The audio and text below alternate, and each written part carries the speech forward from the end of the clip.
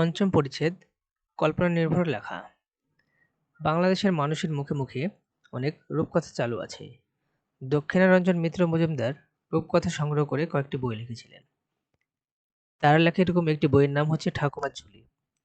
সেখান থেকে একটা গল্প নিচে দেওয়া হলো।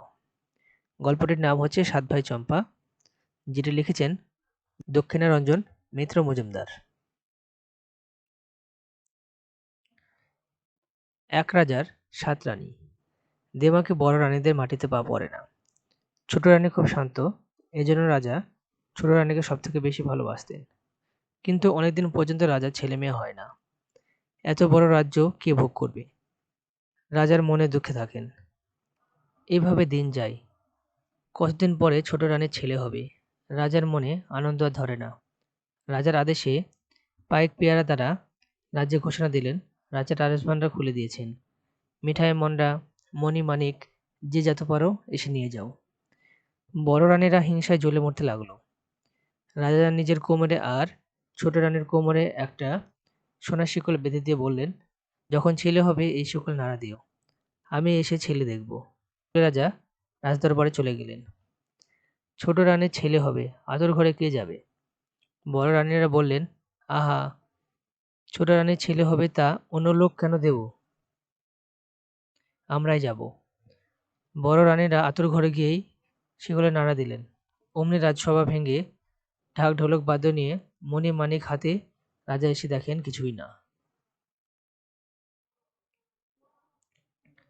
রাজা ফিরে গেলেন। রাজসভায় বসতে না বসতেই আবার শিকল নাড়া পড়ল। রাজা আবার ছুটে গেলেন, গিয়ে দেখেন আবারও কিছু না। মনের কষ্টে রাজা রাগ করে বললেন, ছেলে না হতে আবার শিকল নাড়া দিলে আমি সব রানীকে কেটে ফেলব। এই বলে রাজা চলে গেলেন। একে একে ছোট রানীর 7টি ছেলে আর একটি মেয়ে হলো। আহা, ছেলে মেয়েগুলো যেন চাঁদের পুতুল, ফুলের কলি। আঁকুপাকু করে হাত নাড়ে, পা নাড়ে, আঁতর ঘর আলো হয়ে গেল। ছোট রানী আস্তে আস্তে বললেন, দিদি, কি ছেলে হলো, একবার দেখালি না? বড় রানীরা ছোট রানীর মুখের কাছে রঙ্গভঙ্গি করে হাত নেড়ে নথ নেড়ে বলে উঠল, ছেলে না হাতি হয়েছে। ওরা বা ছেলে হবে? কয়টা ইঁদুর আর কয়টা কাকড়া হয়েছে। শুনে ছোট রানী অজ্ঞান হয়ে পড়লেন। নিষ্ঠুর বড় রানীরা আবার শিকল নাড়া দিল। চুপি চুপি হাড়ি সরা এনে ছেলে মেয়েগুলোকে তাতে পুরে পাশগাদায় পুঁতে ফেলে এলো। এসে তারপর শিকল ধরে টান দিল। রাজা আবার ঢাক ঢোলক বাদ্য নিয়ে মণি মানিক হাতে নিয়ে এলেন। বড় রানীরা হাত মুছে মুখ মুছে তাড়াতাড়ি করে কতগুলো ব্যাঙের ছানা ইঁদুরের ছানা এনে দেখালো। রাজা দেখে আগুন হয়ে ছোট রানীকে রাজপুরী থেকে বের করে দিলেন। বড় রানীদের মুখে আর হাসি ধরে না, পায়ের মলের বাজনা থামে না। সুখের কাঁটা দূর হলো। রাজপুরীতে আগুন দিয়ে ঝগড়া কদল সৃষ্টি করে 6 রানীতে মনের সুখে ঘর কান্না করতে লাগলেন। পোড়া কপালে ছোট রানীর দুঃখে গাছ পাথর ফাটে, নদী নালা শুকায়। ছোট রানী ঘুটে কুড়ানি দাসী হয়ে পথে পথে ঘুরতে লাগলেন। এমনি করে দিন যায়, রাজার মনে সুখ নেই, রাজার রাজ্যে সুখ নেই। রাজপুরী খা খা করে, রাজার বাগানে ফুল ফোটে না।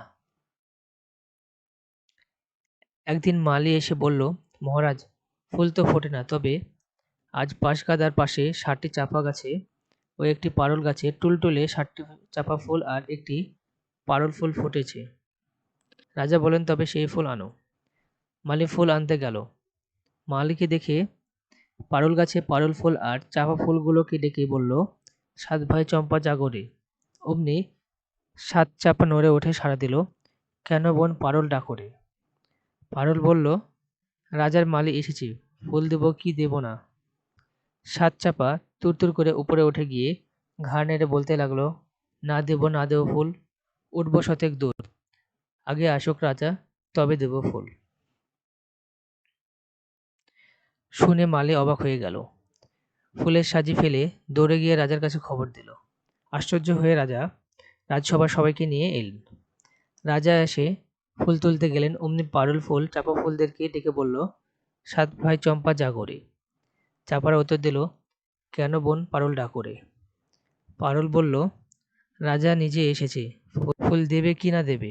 চাপারা বলল, না দেব না দেব ফুল, উঠব শতেক দূর, আগে আসুক রাজার বড় রানী, তবে দেব ফুল। এই বলে চাঁপা ফুলেরাও আবার উঠতে লাগলো। রাজা বড় রানীকে ডাকলেন। বড় রানী মল বাজাতে বাজাতে এসে ফুল তুলতে গেলেন। চাঁপা ফুলেরা বলল, না দেব ফুল, উঠবো শতেক দূর, আগে আসুক রাজার মেজ রানী, তবে দেব ফুল।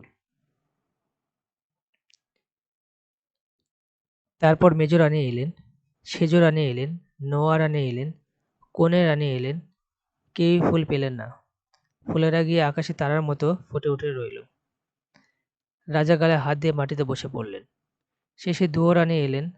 তখন ফুলেরা বলল, না দেব ফুল, উঠবে শতেক দূর, যদি আসে রাজার ঘুটে কুড়ানি দাসী, তবে দেব ফুল। তখন খোঁজ পড়ে গেল। রাজা চৌদুলা পাঠিয়ে দিলেন। পাইক বেয়ারা চৌদুলা নিয়ে মাঠে গিয়ে ঘুটে কুড়ানি দাসী ছোট রানীকে নিয়ে এলো।